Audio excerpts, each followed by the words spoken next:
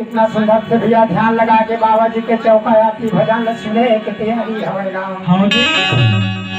रगी हाँ तन मन धन हाँ